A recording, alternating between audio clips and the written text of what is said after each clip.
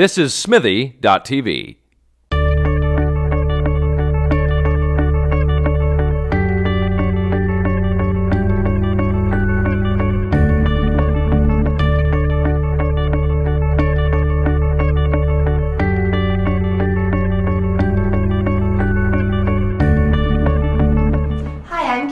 Reporting for Katie Chats here at Smithy TV in downtown Toronto with Adam Smith, who is a prop and costume maker who has had his items featured in Saw, the Resident Evil films, George Romero's projects.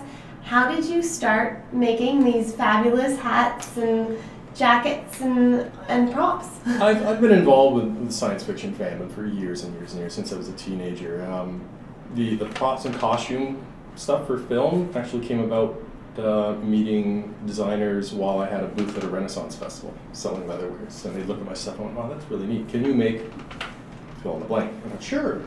You know, in most cases, I'd never made one of these things before. I figured, how hard could it be?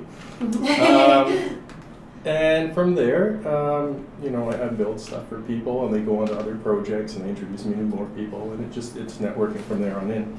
And it's been good enough to me that I gave up the day job a decade ago, and this is what I do full time now.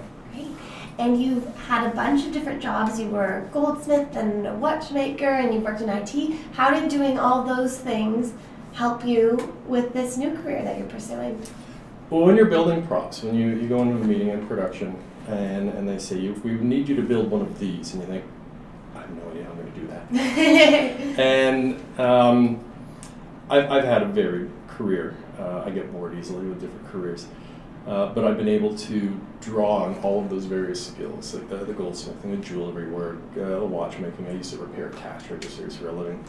I did engineering at university. You know, I can draw on all of these skills to construct something that is impractical and impossible and in a short time frame, because nobody wants it a week from now. They want it yesterday.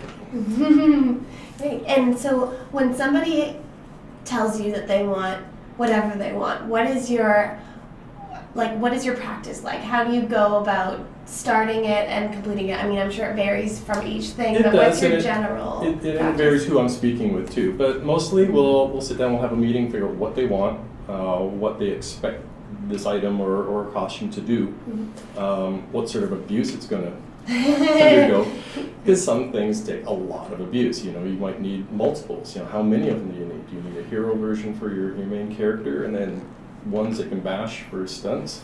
And while we're having this conversation, I'll be juggling in my mind what I'm going to build it out of, how I'm going to build it, the time frame I have to build it. Sometimes an item just has to be durable enough to last the day of shooting because there's not enough time to make it more durable, or there's no budget to make it more durable. So it's juggling quality, visual aesthetic, money, time. It's a lot of balls I have in the air at once. Great. And tell me about this hat that you're wearing right now. What inspired you to make it? It's part of my steampunk persona.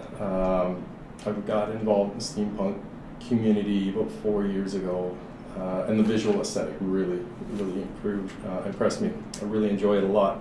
And I started doing drawings and sketches of characters, and one of them had this hat, and I thought, I have to build that hat. And what's it like going to different conventions? You were recently at GenreCon. I was. But what types of things do you do at these events? I'm frequently a panelist and guest at these sort of events. I was at the Montreal Comic Con earlier this year. I was at Anacrocon in Atlanta, Georgia in February. I'll speak about my work in film. I'll talk about maker culture and how it applies to the steampunk community, prop building and costume building and these sort of things. Okay. And what is steampunk? It's a tricky question. You ask 10 people, you get 10 different answers. The short answer is it's Victorian science fiction. The longer answer is it's more an imagining of what the Victorian people thought their future may have looked at. You know, before the big advent of petroleum-based technology, diesel was getting there, but there was a lot of electrical technology being created, a lot of steam technology being developed.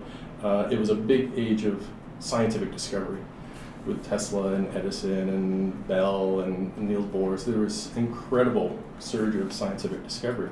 So we try to imagine, what did they think their future looked like, absent internal combustion machines. And fashion staying pretty close. You get Wild Wild West type stuff, you've got neo-Victorian costumes happening, and bizarre gadgets.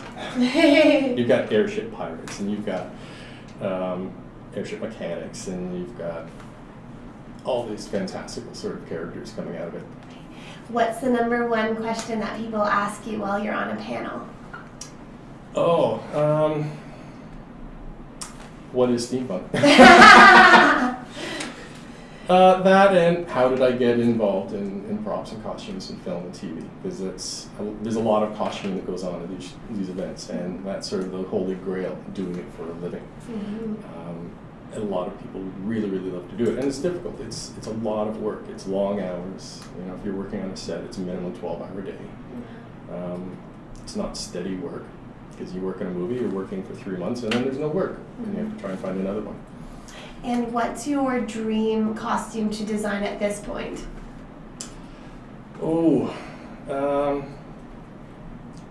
There's a number of them.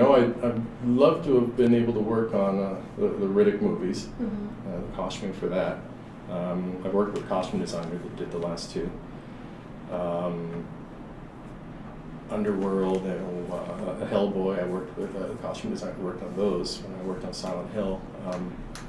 I've worked on some really, really neat costumes. It's the dream one is the one we just haven't seen yet, haven't imagined yet. So I'm waiting for it. Great, awesome.